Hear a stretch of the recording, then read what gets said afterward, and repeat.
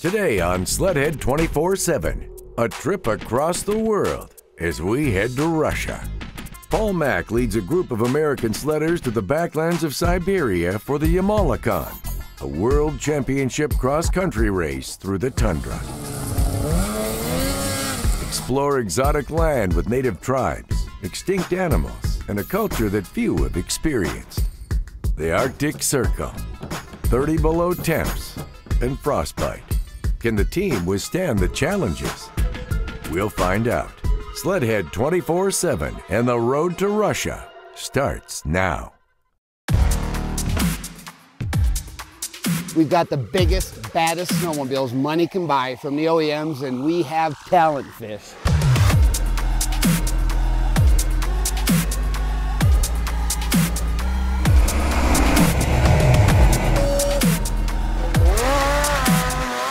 Hey, this is Levi Valley, and you're watching Sledhead 24/7.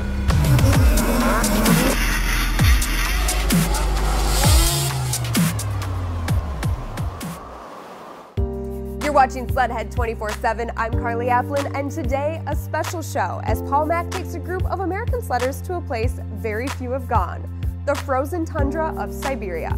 From racing in Russia to a tour of an exotic part of the world, Sledhead 24/7 embarks on the road to Russia.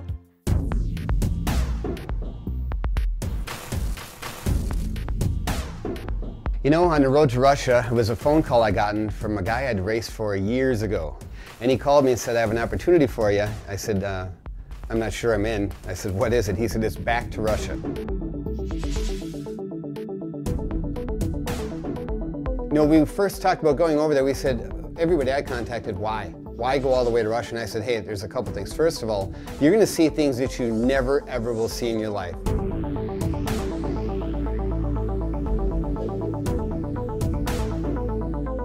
We're going to go up in the Ural Mountains. You're going to go visit Nena villages. We're going to go see the museums and 501 camps, eat the local cuisine, just be a part of Russia, and also, obviously, to go race and hopefully do well. They're giving out, I think, 800,000 rubles to win, and they had a purse payout coming back down, so there's going to be an adventure, and for that reason, I'm in.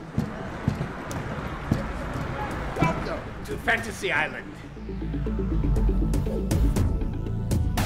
Since we started this trip, it's been full on until obviously we get home. Plane to car to plane to truck to plane to bus to houses to pick more people up to back to the bus to more planes and stuff. So it was crazy. 48 hours to get here nonstop.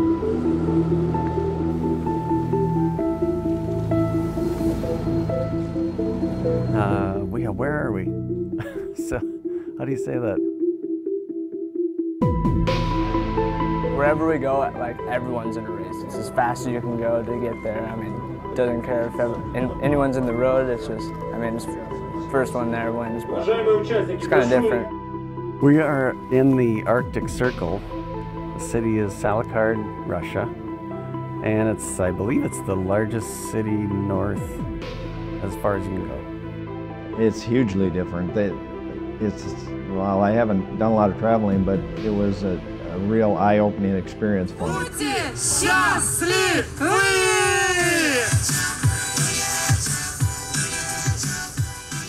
I mean, at first it kind of was like, oh, we're going to Russia, but I mean, the whole 2 days it took here to get here, and then right when we got here, the weather, it was like really cold and just didn't know what to think. -20 or whatever it was. It wasn't as bad as it sounds, but pretty excited to be here. The weather is just brutally cold, but the terrain probably a lot like the Midwest terrain, you know.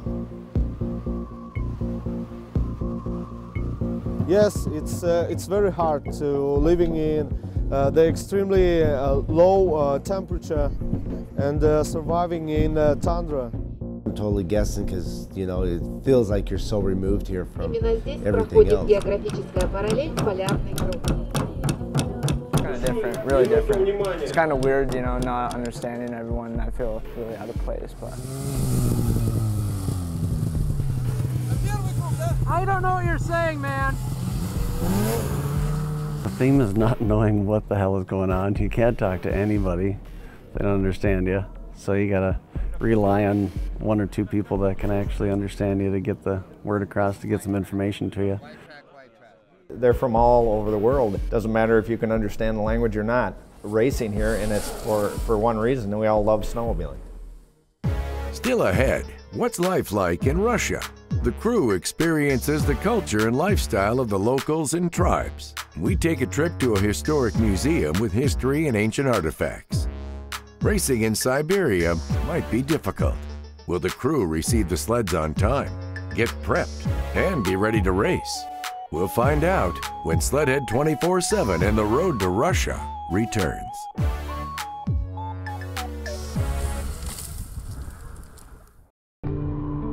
Sledhead 24/7 is brought to you by AMSOIL, the first in synthetics. Polaris, terrain domination. Ram, guts, glory, Ram. Fox, redefining ride dynamics. And by Stud Boy, traction with an attitude.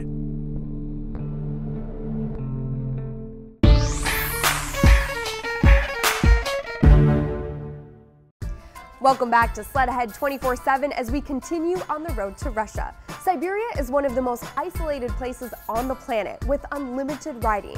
But Siberia has more to explore beyond snowmobiles, riding, and racing. Today, Sledhead is the center of the snowmobile universe.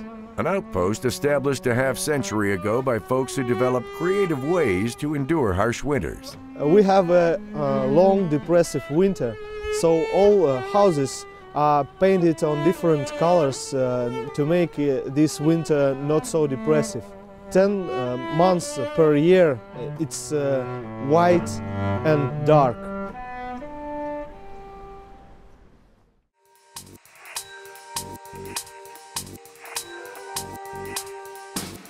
Yeah, I'm here with Mary. We're looking at the mammoths right now. I got some questions here. What is this? Is this bone or what is the skeletal remains here? This is the skeleton of a woolly rhinoceros. It was one of the main representatives of the Ice Age. What were the horns used for? Was it used for battles, for fighting, do you know? I believe that they were used for protection.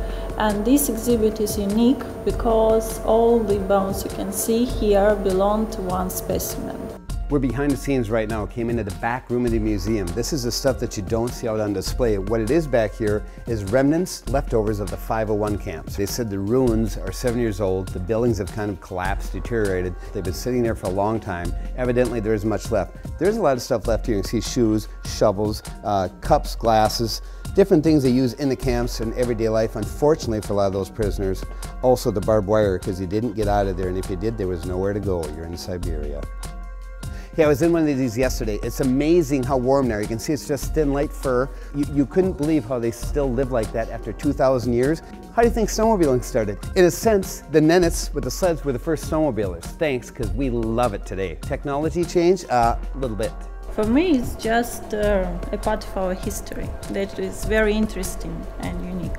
You know, we saw it in the museum now. We looked at all the mammoths, we've looked at the Nenets villages. Now we're going to ride there. Tomorrow we check it out. We go by snowmobile, 150 miles right to the Nenet villages, which on the way we're going to pass where they found all of these super cool mammoths. We're on the Olympic Stadium Tower, which is the highest point of Helsinki right now.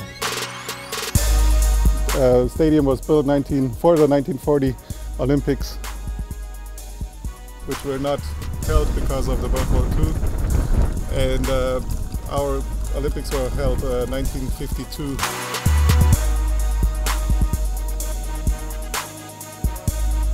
It's still the biggest stadium in Finland. The reindeer significance here up in Sledhead is that the people that lived up here for thousands of years, not hundreds, thousands of years that are natives to this are called Nenets. The reindeer are nomads roaming around the area.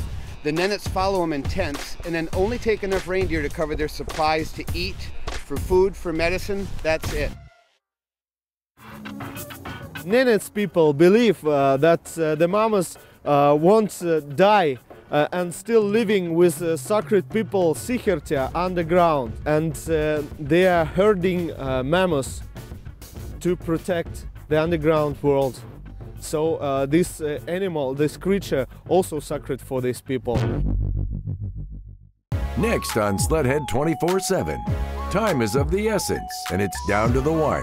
The team pulls an all-nighter as they attempt to modify and rebuild their sleds and locate others stuck in a snowstorm. Will the crew make it to the start line on time and be ready to get some? Stay tuned. Sledhead 24/7 is brought to you by K&N, the world's best air filter. FXR, world-class outerwear. Arctic FX Graphics, make it yours. GoPro, be a hero. Michelob Golden Light, you're golden. And by Skidoo Snowmobiles.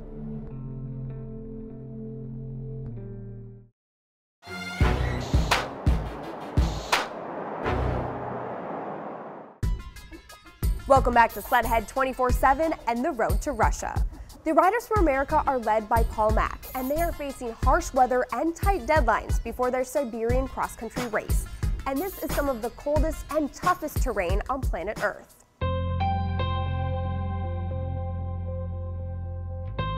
The Yamalkan Snowmobile race is up in Sledhead, Russia. It's the most northern city of population in all of Russia, so it's way up there. It's the middle of nowhere. Everything basically was trucked up here by military vehicles. You know, I went over there as just the manager of the team. I was going to manage the team and go in a race just to give it a whirl because I'm getting a little old to be racing, but I thought it'd be fun to do it again. So my main job as a manager was to make sure everybody had snowmobiles, we had spare parts, we had all of our gear, we had everything that we needed in order to race. We want you to make sure you have fun, you don't get hurt, and you're comfortable. I can't determine what that is. I can't see on camera. Started to get down to the wire. We're 48 hours from race day, and we don't have our snowmobiles. Some of them are there, but a lot of the snowmobiles haven't arrived yet. We're still missing probably, I think, 20-some snowmobiles for our group that we needed, so now I'm panicking. Where we were, back to square one. One step forward, two steps back. We get down to 1 day to go. I'm really sweating bullets now. Still no sleds. We're waiting till 1 o'clock, 2 o'clock. Finally, we hear the trucks are about 3 hours away. The snowmobiles will be here in the morning at race day.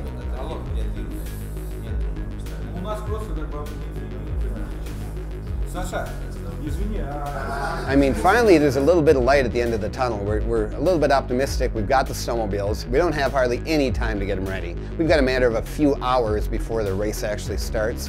And they're not going to postpone the race for us, so. The sleds just showed up early this morning, and they came without tethers, and we're nowhere near the race site. We're wrenching at a separate place, so we're kind of struggling. Just doing some last minute stuff real quick to start getting them down to the line.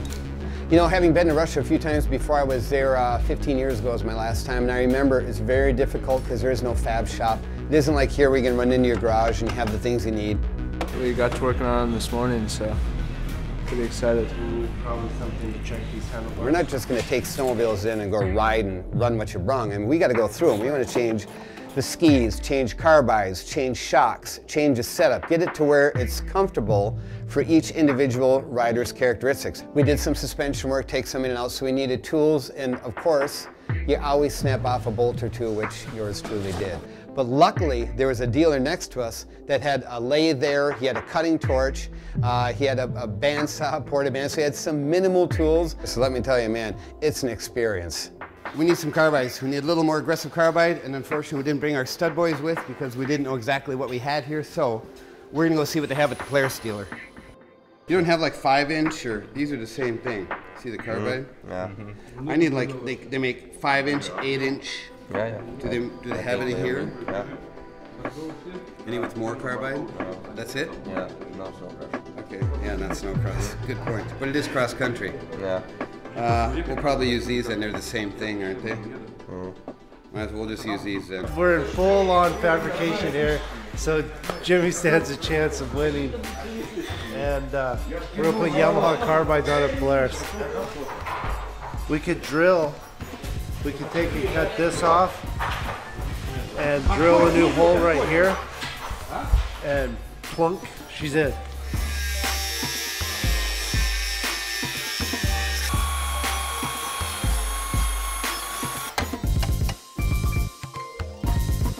We got about 1 hour now. We're supposed to be at the driver's meeting. As you can see, far from done. Rear rail is out, changing a front track shock, rear track shock. we don't have much time left. So normally I got fish doing all my dirty work for me. So you can see my hands are fairly clean. Todd's my new grease baby today, taking over for fish. But if it wasn't for Todd, seriously, I'd be screwed.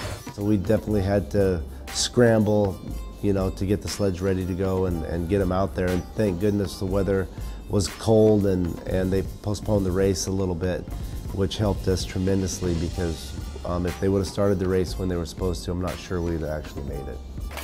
And I think we've got a pretty good handle on it. This will be my first venture as a race team manager. It's either going to be an A+ or I'm thinking an F. We'll let the crew decide when we're done. It was just an absolute mess, so it's been kind of a crazy fiasco the whole time.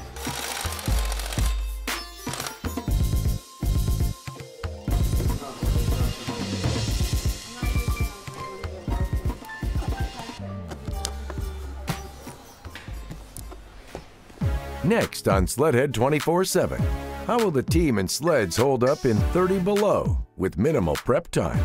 We'll find out when the road to Russia returns. Stay tuned. Sledhead 24/7 is brought to you by Amsoil, the first in synthetics. Arctic Cat, share our passion. C&A Pro Skis, ride like a pro. Bully Dog, more power, more pull, more bully. Spy, see better, feel better. And by Speedworks, straight up USA horsepower. Cross-country racing in Siberia and Team USA, led by Paul Mack, are ready to race. The course is long, harsh, and cold. The perfect challenge and what every sledder is looking for. Race day arrived. Sleds are prepped and everyone made it on time.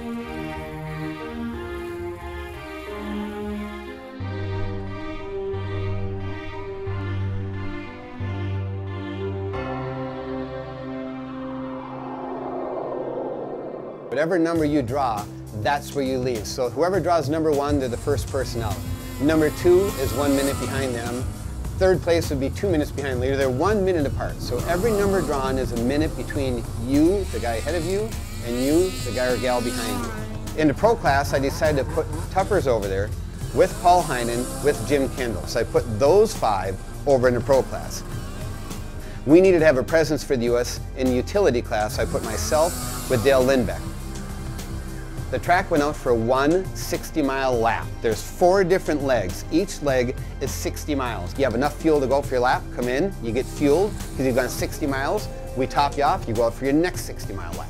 And it goes straight out, makes just one big loop, and it's all zigzags. The track is a constant left and right-hand turns. It isn't like a cross-country race we'd have in the U.S. When you get tired, you can just sit down on the snowmobile, pin it, get some breathing room. You can just sit down, catch your breath, catch your composure, and get a long straightaway. The longest straightaway couldn't have been more than 200 yards. The average straightaway was less than 100 yards. So it's just left, right, ditch beds, creek beds, come back out of the creek bed, left turn, right turn, 100 yards out, left turn, just a series of turns, and the bumps were beyond words. It was like a 2-hour snow cross. And it was long, lots of turns, a lot of turns in there, so you got tired after that second loop with the holes in the turns. The holes were anywhere from 3 to 4 feet up to 8 feet high, because 100 snowmobiles had went through that same 60-mile loop. Remember that weird snow I told you about? There's no moisture, it doesn't pack, it just dissipates and blows holes out. The track was like crazy, like completely different, like down to dirt, like holes like 4 feet deep. A lot of corners, a lot of just diving down into creek bottoms and little lake bottoms and back up the other side and around this tree and around that tree. So there was definitely a lot of cornering. And we're in the middle of nowhere. If you break down or you're injured, the only thing you have is a little handheld transponder. And there's an emergency button you could push. If you get hurt or injured, hopefully you can get to the transponder, pull it out of your coat and press the button for help. And when you do that, then there's aerial support. They had multiple helicopters and had ground support crews there. So that if you did get injured and you can reach a transponder and you can signal for help, hopefully you're not going to freeze before they get there.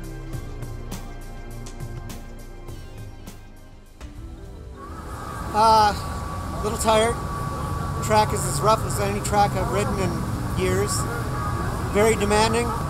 you need to be smart to stay on it. Any overriding, you're off in waist deep, chest deep snow and stuck. So I wasn't expecting this. You'd get in the trees and stuff and you'd get really warm, and then you'd get out in the open and it'd just wind blowing and freeze your ass off. But it's really different. The holes were huge, and a couple times I hit my head on the handlebars. You know, I was really tired by the end. That was the most brutal race I've ever raced in my life, and I've raced in a lot of races. We're walking to the awards banquet because we brought home some money. В размере 800 000 рублей завоевал Paul Mack, Соединенные Штаты Америки.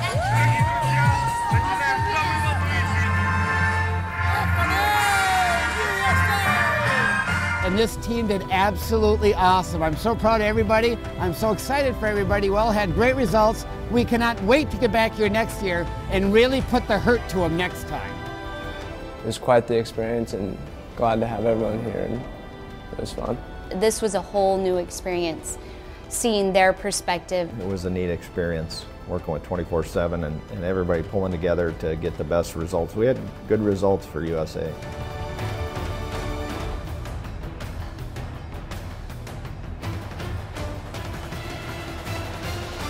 Congrats to Paul Mack and Team USA. Mackman is truly an international superstar on the snow.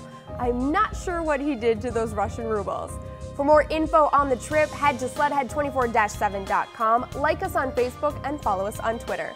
I'm Carly Applin. Thanks for watching Sledhead 24/7. See you next week.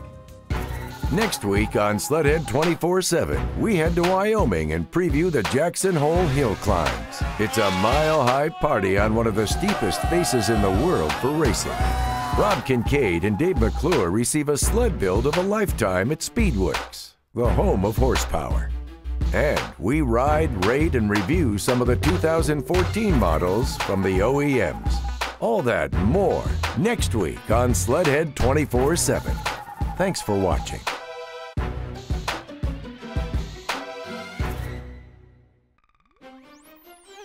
Hey guys, Carly Applin from Sledhead 24/7, your guide to everything snowmobile. Make sure to like us on Facebook, follow us on Twitter, and of course, tag us in your photos on Instagram. See you on the snow.